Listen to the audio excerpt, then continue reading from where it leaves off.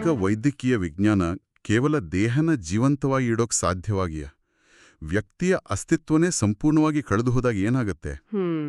ಇದು ನಿಜಕ್ಕೂ ತುಂಬಾ ಆಳವಾದ ಹಾಗೆ ಕರುಣಾಜನಕವಾದ ಪ್ರಶ್ನೆ. ಹೌದು. ಇವತ್ತಿನ ನಮ್ಮ ಈ ಆಳವಾದ ವಿಶ್ಲೇಷಣೆಯಲ್ಲಿ ನಾವು ಇದೇ ವಿಷಯನ ಅರ್ಥ ಮಾಡ್ಕೊಳ್ಳೋಕೆ ಪ್ರಯತ್ನ ಪಡ್ತಿದ್ದೀವಿ. ಅಂದ್ರೆ ಕಾನೂನು ಮತ್ತು ವೈದ್ಯಕೀಯ ವಿಜ್ಞಾನ ಜೀವನದ ಅಂತ್ಯವನ್ನ ಹೇಗೆ ನೋಡುತ್ತೆ ಅಂತ. ಖಂಡಿತ.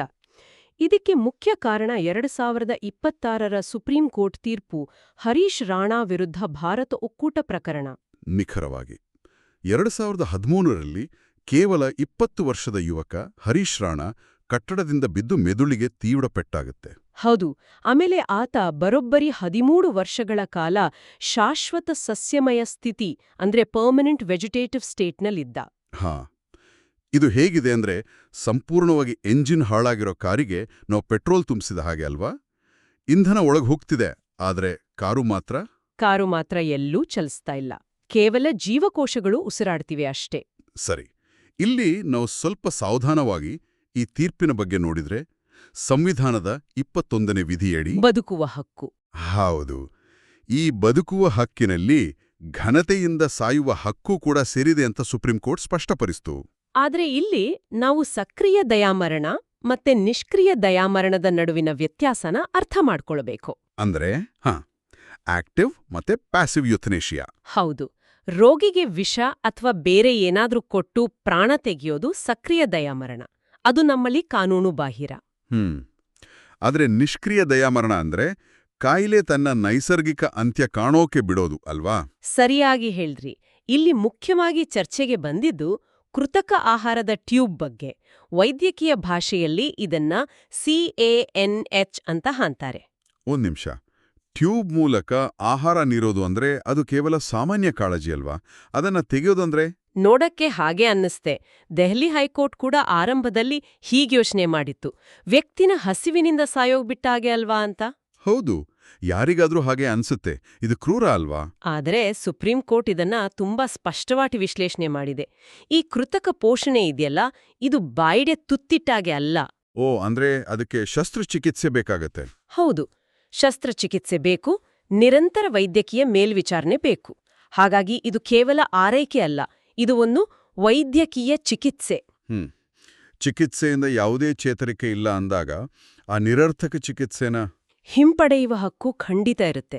ಅದೇ ಈ ತೀರ್ಪಿನ ಪ್ರಮುಖ ಅಂಶ. ಆದರೆ ರೋಗಿ ಪ್ರಜ್ಞೆ ತಪ್ಪಿದ್ದಾಗ ಆ ಕಠಿಣ ನಿರ್ಧಾರ ಯಾರು ತಗೊಳ್ತಾರೆ? ನಾನು ಈ ದಾಖಲೆಗಳಲ್ಲಿ ಬ್ಯಾಲೆನ್ಸ್ ಶೀಟ್ ವಿಧಾನ ಬಗ್ಗೆ ಓದ್ತಾ ಇದ್ದೆ. ಹೌದು, ಬ್ಯಾಲೆನ್ಸ್ ಶೀಟ್ ಅಪ್ರೋಚ್ ಅಂದ್ರೆ ನಾವು ಕೊಡ್ತಿರೋ ಚಿಕಿತ್ಸೆಯಿಂದ ರೋಗಿಯ ದೇಹದ ಮೇಲಾಗುವ ದೈಹಿಕ ಹೊರೆ ಮತ್ತೆ ಅದರಿಂದ ಸಿಗುವ ಲಾಭಗಳ ನಡುವೆ ತೂಕ ಹಾಕಿ ನೋಡೋದು. ಚಿಕಿತ್ಸೆ ಬರೀ ನೋವು ಕೊಡ್ತಿದ್ರೆ ಅದು ಲಾಭದಾಯಕ ಅಲ್ಲ. ನಿಖರವಾಗಿ. ಆದ್ರೆ ನ್ಯಾಯಾಲಯ ಬರೀ ಕುಟುಂಬದವರ ದುಃಖದ ಆಧಾರದ ಮೇಲೆ ನಿರ್ಧಾರ ತಗೊಳ್ಳಕ್ಕೆ ಬಿಡಲ್ಲ. ಅಂದ್ರೆ ಕಾನೂನು ರೋಗಿಯ ವೈಯಕ್ತಿಕ ಸ್ವಾಯತ್ತತೆಗೆ ಹೆಚ್ಚು ಒತ್ತು ನೀಡುತ್ತೆ ಅಲ್ವಾ? ಹೌದು. ಅದಕ್ಕಾಗಿಯೇ ಬದಲಿ ತೀರ್ಪಿನ ಮಾನದಂಡ ಅಥವಾ ಸಬ್ಸ್ಟಿಟ್ಯೂಟೆಡ್ ಜಡ್ಜ್ಮೆಂಟ್ ಸ್ಟ್ಯಾಂಡರ್ಡ್ ಅಂತ ಬಳಸ್ತಾರೆ. ಅಂದ್ರೆ ನಿರ್ಧಾರ ತಗೊಳ್ಳುವವರು ರೋಗಿಯ ಸ್ಥಾನದಲ್ಲಿ ನಿಂತು ಯೋಚಿಸಬೇಕು. ಹೌದು. ಕುಟುಂಬಕ್ಕೆ ಏನು ಬೇಕು ಅನ್ನೋದಕ್ಕಿಂತ ರೋಗಿಗೆ ಪ್ರಜ್ಞೆ ಇದ್ದಿದ್ರೆ ಆತ ಏನು ಬಯಸ್ತಿದ್ದ ಅಂತ ಯೋಚನೆ ಮಾಡಬೇಕು. ಆದ್ರೆ ಯಾವುದೇ ದಾಖಲೆಗಳಿಲ್ದಾಗ ದಶಕಗಳ ಕಾಲ ಪ್ರಜ್ಞೆ ಇಲ್ಲದೆ ಇರೋ ವ್ಯಕ್ತಿಯ ಮನಸ್ಸನ್ನ ಓದೋದು, ಅದು ಪ್ರಾಯೋಗಿಕವಾಗಿ ತುಂಬಾ ಕಷ್ಟದ ಕೆಲ್ಸ. ಅದೇ ದೊಡ್ಡ ಸವಾಲು. ಅದಕ್ಕಾಗಿಯೇ ಕೋರ್ಟ್ ಒಂದು ಮಾತು ಹೇಳಿತು, ಜೀವರಕ್ಷಕ ವ್ಯವಸ್ಥೆನ ತೆಗೆಯೋದು ಅಂದ್ರೆ ರೋಗಿನ ಅನಾಥವ ಕೈಬಿಟ್ಟಾಗೆ ಅಲ್ಲ ಅಂತ. ಹೌದು, ಅವರನ್ನ ತಕ್ಷಣವೇ ಕರುಣಾಮರಿ ಉಪಶಮನಕಾರಿ ಆರೈಕೆ ಅಂದ್ರೆ ಪ್ಯಾಲಿಯೇಟಿವ್ ಕೇರ್ಗೆ ವರ್ಗಾಯಿಸೋದು ಕಡ್ಡಾಯ. ಅಂದ್ರೆ ಅಂತಿಮ ಕ್ಷಣಗಳು ನೋವಿಲ್ದೆ ಘನತೆಯಿಂದ ಕೂಡಿರ್ಬೇಕು, ಯಂತ್ರಗಳಿಗೆ ಕಟ್ಟಿ ಹಾಕ್ಬಾರ್ದು ಅಂತ. ಖಂಡಿತ. ಈ ಎಲ್ಲ ಅಂಶಗಳಿಂದ ನಮಗೆಲ್ಲ ಒಂದು ದೊಡ್ಡ ಪ್ರಾಯೋಗಿಕ ಪಾಠ ಇದೆ. ಹೌದು, ಅದನ್ನೇ ನಾನು ಕೇಳಬೇಕು ಅಂತ ಇದ್ದೆ.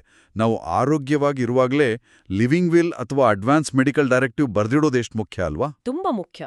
ನಮ್ಗೆ ಪ್ರಜ್ಞೆ ತಪ್ಪಿದಾಗ ಎಂಥ ಚಿಕಿತ್ಸೆ ಬೇಕು ಬೇಡ ಅಂತ ಮೊದಲೇ ಬರ್ದಿಟ್ರೆ ನಮ್ಮ ಕುಟುಂಬ ಇಂಥ ಕಾನೂನು ಮತ್ತೆ ಭಾವನಾತ್ಮಕ ಜಂಜಾಟದಲ್ಲಿ ಸಿಲ್ಕೋದು ತಪ್ಪತ್ತೆ. ಹೌದು. ಜೊತೆಗೆ ವೈದ್ಯರು ಮತ್ತೆ ಕಾನೂನು ವೃತ್ತಿಪರರಿಗೂ ಈ ತೀರ್ಪು ಒಂದು ಸ್ಪಷ್ಟ ಮಾರ್ಗಸೂಚಿ ನೀಡಿದೆ. 48 ಗಂಟೆಗಳ ಒಳಗೆ ವೈದ್ಯಕೀಯ ಮಂಡಳಿ ರಚಿಸಬೇಕು ಅನ್ನೋ ನಿಯಮದ ಬಗ್ಗೆ ಅಲ್ವಾ? ನಿಖರವಾಗಿ.